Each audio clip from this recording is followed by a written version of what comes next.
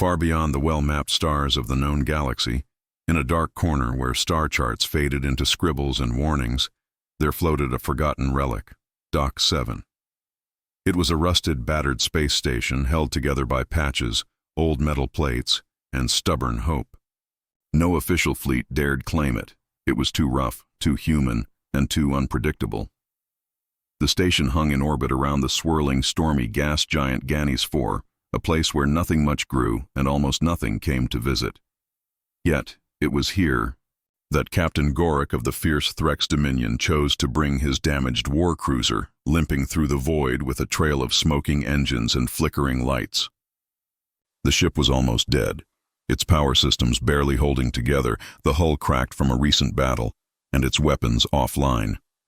Gorik was a proud warrior, used to the sharp order of his empire's grand space docks, places gleaming with the newest technology and staffed by crews bred for discipline. But those docks could not save him now. The Threx Dominion had decreed Dock 7 unworthy, unfit even for emergency repairs. Yet Gorik had no choice. His ship and his crew needed help. Fast. As the massive war cruiser slowly approached the station's rusted arms, the captain's claws clenched tight. Dock 7's airlock opened with a loud clang, and inside the station, Chief Engineer Mia Alvarez looked up from her worn-out console with a faint smile. She was young but sharp, with eyes that had seen too many broken ships and too many desperate faces. Her crew was small but skilled, and their tools were a mix of old Earth tech and clever human inventions that didn't always follow the rules. The moment the war cruiser docked, the station hummed with sudden energy. Alarms weren't blaring, and no one rushed to salute or bark orders. Instead, Mia and her team began their work with calm precision, scanning the cruiser's battered hull and damaged engines. Gorik watched from his bridge, confused by the absence of fear or panic. These humans worked differently, faster, stranger, and somehow more certain than he expected. He tried to remember the warnings he'd heard in the Dominion fleets. Never trust human repair docks. But as sparks flew and machines whirred to life, Gorik felt something strange. Hope. Yet, even as the station's holographic diagnostics flickered across the control panels and drones buzzed like busy insects, he knew this calm was fragile. Nearby, on the edge of sensor range, a small patrol vessel of the Dominion blinked in, and out of stealth. It was not here to help. It was here to enforce order, and to remind Gorik that defying fleet commands came with a price. Inside Dock 7, the crew was oblivious to the danger, or maybe they welcomed it. Mia chewed gum, wiped sweat from her brow, and ordered her team to keep pushing, to get the engines back online no matter what. The war cruiser shuddered under their hands, the old metal groaning, but holding together. Outside, the gas giant's storms raged silently, and the stars held their breath. This dock, the one everyone said shouldn't exist, might be the last hope for a captain and a crew who had nowhere else to turn. But in the shadows, enemies waited, and the night was far from over. Captain Gorik stood on the observation deck of Dock 7, his sharp eyes scanning every movement below where human engineers swarmed his war cruiser with tools, drones, and strange devices he had never seen before. He couldn't believe what he was watching. Systems that had been dead for weeks suddenly flickered to life. Engines that had refused to start now hummed softly as if awakened from a deep sleep, and every part of his ship seemed to be reborn, under the careful hands of these strange humans who seemed to work, not with rules, but with instinct and clever tricks. His claws tapped nervously on the cold metal railing as he tried to understand what made these repairs so different, so effective, when every other species had failed before, leaving his cruiser a smoking wreck in deep space.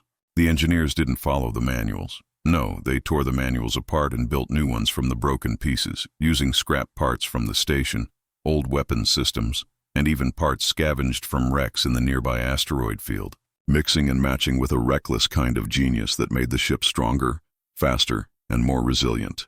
Mia Alvarez, the human chief engineer, noticed Gorik's stare and called over a young technician named Dex, who carried a bundle of wires wrapped in glowing nanofibers.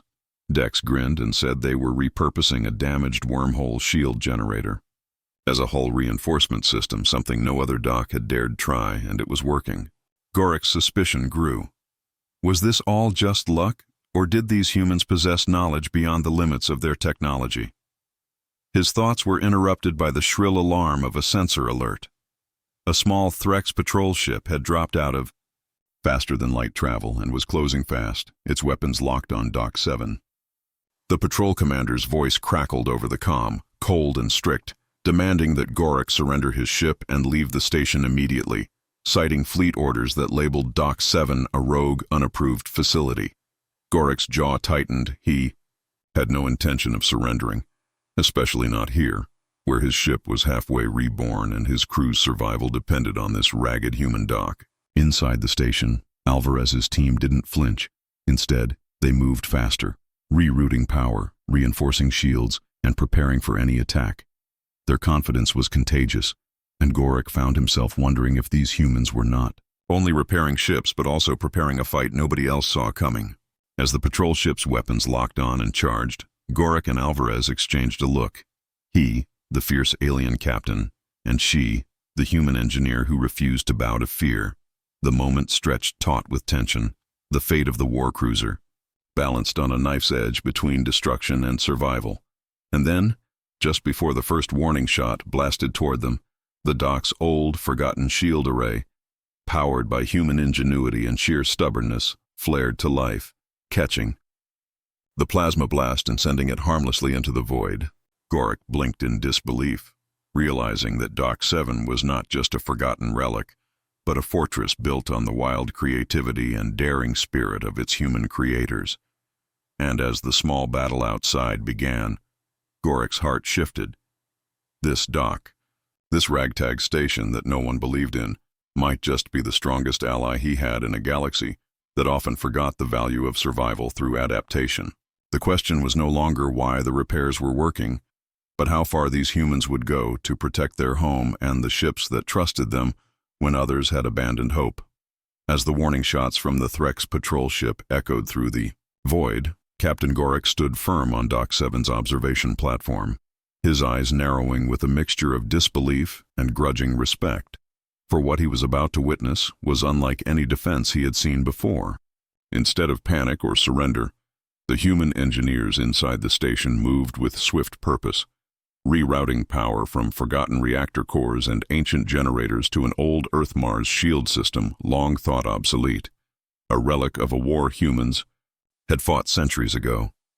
The shield suddenly flared to life, a shimmering dome of energy blossoming around Dock 7 and the docked war cruiser, catching the incoming plasma blast midair and dissipating it harmlessly into space, forcing the patrol ship to reel back in surprise.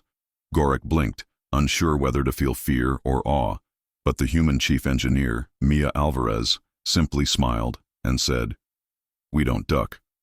We build," with a confidence that surprised even him.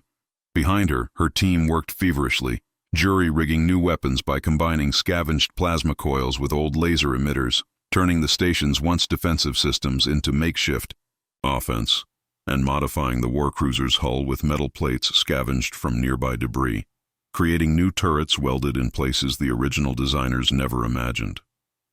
Every move was daring and improvised, but it worked. The cruiser's engines, once sputtering and weak, roared back to life, fueled by a strange mixture of human engineering and alien tech patched together in ways the Dominion engineers would call madness. Gorik, a seasoned warrior used to strict protocols and cold precision, found himself swept up in the wild inventiveness of these humans, who seemed to thrive in chaos and uncertainty. The patrol ship, expecting an easy capture, suddenly found itself outmatched as the repaired cruiser darted out of the dock, firing plasma bursts from newly added side turrets, while the dock's defenses rained down improvised mines and decoy drones. The human crew inside Dock 7 monitored the battle with quiet determination, their calm a sharp contrast to the chaos outside. Gorik, feeling a rare spark of hope, ordered his crew to follow Alvarez's lead, abandoning old tactics for this new style of fighting, fast, flexible, and fiercely creative. As the patrol ship retreated, battered and confused, Gorik realized something important. These humans weren't just repairing ships, they were transforming them, turning broken vessels into weapons of survival that no fleet, no matter how powerful, could easily predict or control.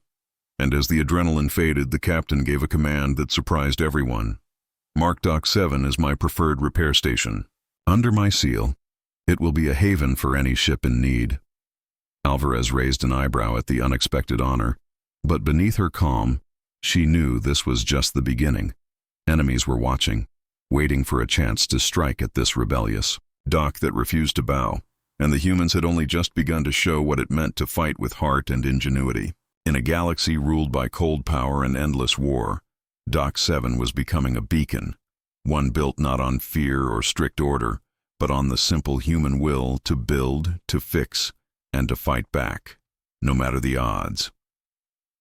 The battle outside Dock 7 did not unfold as anyone expected, for Captain Gorik's war cruiser, now patched together with human ingenuity and alien technology, moved with surprising speed and skill, weaving through space like a wild beast awakened from a long slumber. The patrol ship that had come to enforce fleet orders found itself outmaneuvered by weapons it could not predict, as the repaired cruiser fired plasma bursts from makeshift turrets and launched drones crafted from scavenged parts. Drones that darted between enemy fire and struck with precise, if unconventional, attacks.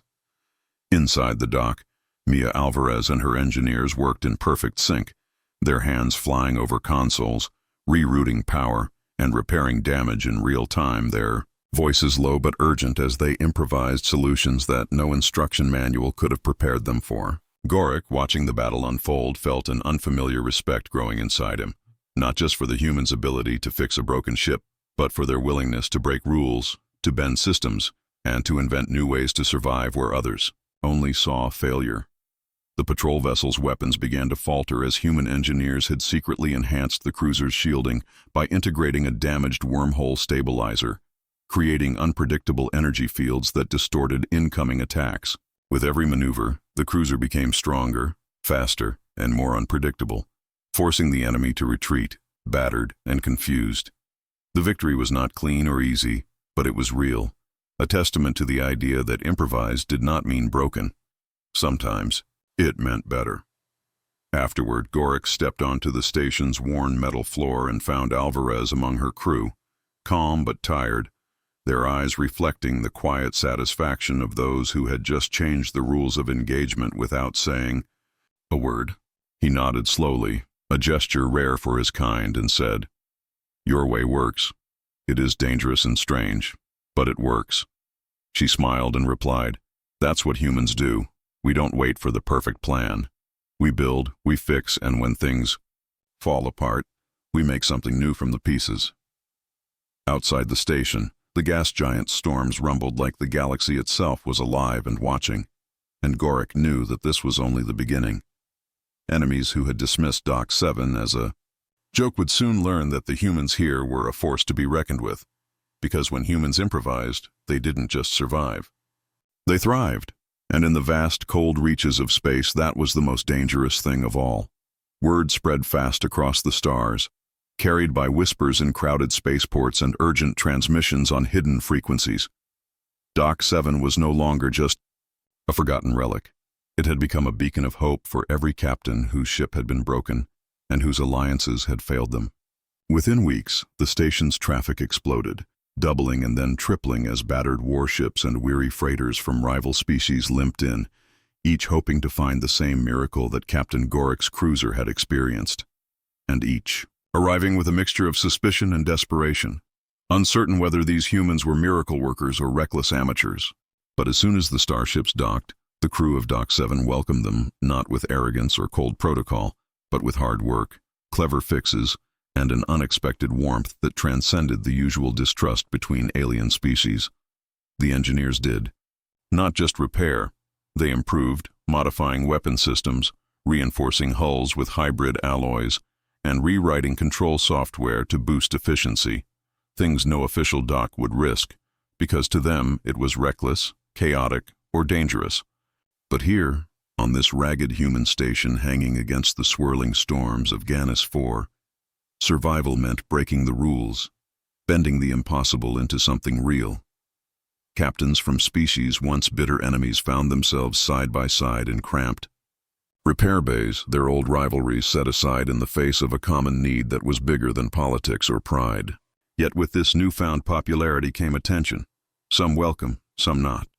A Union envoy arrived aboard a sleek diplomatic cruiser, radiating calm authority and cold warnings about interference and violations of neutrality, threatening sanctions and even blockade if Dock 7 did not cease its operations. Mia Alvarez met the envoy with steady eyes, refusing to back down, explaining simply that the station was not a player in galactic politics. It was a place of survival, a line drawn in the sand for anyone who needed help no matter their flag. Outside, the waiting list for repair slots grew longer, filled with ships offering rare technology, weapons, and resources just to jump ahead, creating an uneasy trade network that Dock 7 had never intended but could not deny. Meanwhile, in the shadows, old powers who preferred the galaxy's status quo watched with growing concern. Humans were no longer the small players they had counted on, and Dock 7 was becoming the center of a rising movement. One fueled by hope, ingenuity, and the stubborn will to survive against all odds. Captain Gorik, now a frequent visitor and unexpected ally, stood alongside Alvarez in the control room, watching as ships came and went, each one a story of broken dreams rebuilt, and he realized the line had been drawn, not just around the station, but across the galaxy, between those who feared change and those who would embrace it, between old orders and new possibilities, and most of all, between those who would watch from the sidelines and those who would fight to keep the line from being erased. And as the storms on Gannis 4 churned beneath them, the air inside Dock 7 was thick with determination and a quiet promise. This was where survival began, and the line started here. Months had passed since Dock 7 had become the galaxy's hidden heart of repair, and its influence was growing faster than anyone expected. Not just because of the ships it fixed, but because of what those ships carried. Stories, alliances, and the spark of rebellion against old, rigid powers. Captain Gorik, once a lone warrior seeking refuge, now found himself part of something larger, a movement that defied the cold calculations of fleets and empires, fueled by the human drive to create, adapt, and grow beyond limits. Inside the station, Mia Alvarez walked through the crowded bays where engineers and mechanics worked tirelessly, not just on repairs but on innovations, converting scavenged technology into new weapons, energy systems that pulsed with quiet power, and even early prototypes of ship upgrades that blurred the line between biology and machine. The station itself was changing, expanding with new modules welded from hull fragments and repurposed ships, growing like a living organism, adapting to each new challenge thrown its way. Yet with growth came new threats. The old powers, fleets, that had once dismissed Dock 7 as a joke, now sent spies, saboteurs, and warships hoping to crush what they called the human experiment before it could spread further. One night, alarms screamed through the station as unknown fighters breached the outer perimeter, and Dock 7's defenses sprang to life, a chaotic symphony of improvised turrets, plasma bursts, and desperate maneuvers that showed the raw, unrefined strength of the human spirit fighting back against overwhelming odds.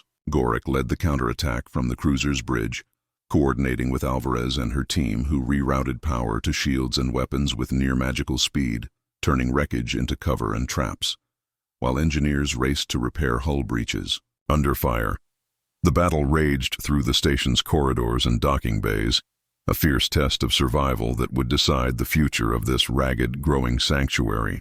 When the last enemy ship exploded into the gas giant's storm, the crew cheered, but Alvarez knew this was only the start.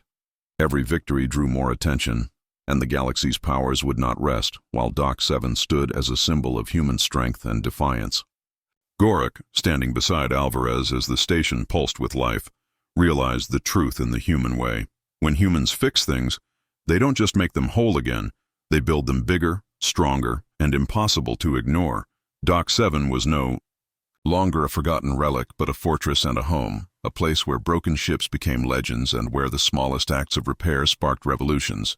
And as the storms of Gannis 4 roared beneath them like the heartbeat of the galaxy itself, The humans and their allies prepared for what was next, knowing that their fight was not just for survival, but for a future where no dock, no captain, and no crew would ever be forgotten or left behind.